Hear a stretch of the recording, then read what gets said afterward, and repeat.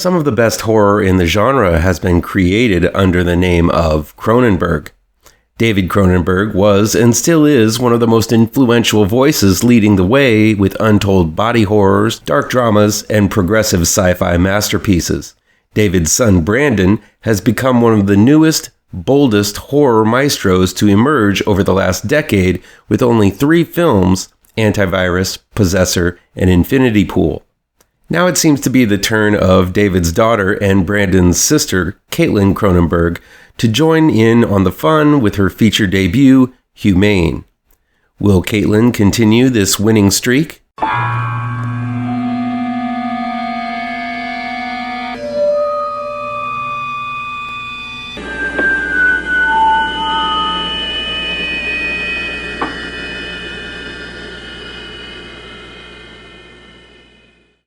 Humane is new in select theaters and will soon be on VOD from IFC Films. It's directed by Caitlin Cronenberg and written by Michael Sparaga. When the world's climate crisis and population boom deplete Earth of its resources, the governments come together and agree to enact a euthanasia program, killing 20% of the world's population. A wealthy family led by former anchorman Charles York, played by Peter Gallagher, calls his family together to announce that he plans on willingly enlisting into the program. But when the execution team, led by Bob, Enrico Colantoni, arrive, the plan goes sideways, leaving the rest of the family to decide who deserves to die the most. Okay, I'm in neither of the camps, for or against the climate crisis. Maybe we affect the environment around us, or maybe we're part of an ever-evolving ecosystem, and any attempt, short of nuclear annihilation, to shift its demise is futile. Most likely it's somewhere in the middle.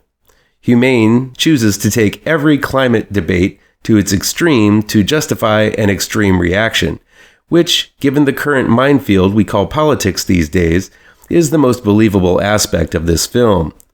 Right from the get-go, Cronenberg inundates the viewer with info like sunlight is so dangerous, everyone must use umbrellas to block the harmful rays, certain foods have been banned or become too expensive or hard to find, people line up for water trucks to dispense an allotted amount of hydration for the masses, and to compensate for all this, humans resort to the thing they seem to do best, killing. Right off the bat, there are holes in this theory, as scientific developments such as synthetic foods and other precautions against the elements, or lack thereof, are not taken into consideration. I understand that in order to tell a story of a family tearing itself apart, extreme measures must be made, but Cronenberg's futile mindset, where the only solution is the mass culling of human life, feels flawed from the get-go. It makes me think that this is a film where the moral compass has been tossed out the window. Now again, to get to the place where the fun violence happens between the cast members, these measures have to be established.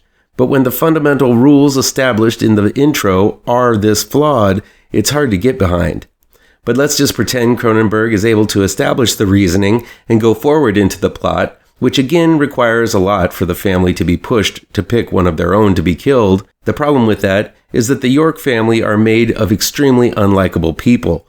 These are very talented actors assembled, but they're required to be as despicable as possible in order to push the plot along, making these likable character actors difficult to root for. Jay Baruchel is a selfish conservative divorcee who suggests in the intro that even his own child should be sacrificed for the worthy cause of saving humanity. Emily Hampshire is a cold and manipulative woman who inseminates herself to be a mother, seemingly because it is trendy to do so. Sebastian Chacon plays a former drug addict, former gifted pianist, who pissed it all away when he murdered someone and crippled himself on his last bender. And Alana Bale has been living off of her father's money, wanting to become an actress, but never doing anything about changing her position in life. Sure, these are flaws which are necessary in character development, but in order for us to care, it's also required to see something positive in these characters, and that work isn't done in Humane. In the end, all of these people deserve to die because of how horrible they are, and any resolution not delivering on this is going to be dissatisfying.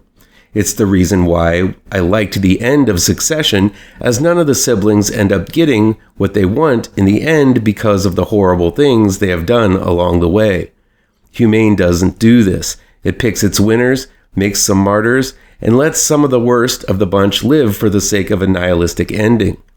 I understand Humane is a satire, hoping to be some kind of precautionary tale like so many horror films have done before it, but it just isn't really smart satire that develops characters or themes. It seems more like a scenario discussed briefly on Twitter or X and never developed much further than that. Humane has its moments.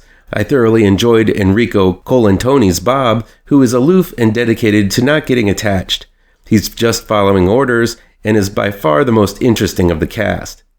There are a few moments where Humane feels like it touches upon the satirical nature of the films of Paul Verhoeven like RoboCop and Starship Troopers, depicting a totalitarian government whose sole purpose is to keep itself in power while paying no regard for the oblivious lower class. This Thanos' right theories is a fun avenue to hypothesize about, but Humane feels like an idea only half-baked, so it pushes its ideas to fit rather than have them progress naturally. By the time the credits rolled, I was disappointed with Cronenberg's first effort, but recognized some interesting ideas and genuinely funny moments. This is much less of an extreme body horror film and more of a dark satire that doesn't hit all of its marks. Still, I look forward to seeing what this new Cronenberg has in store for us in future endeavors. Please do me a favor and punch that like button down below. Share this video with all of your social media addicted pals. Click subscribe to this channel and ring that bell for notifications.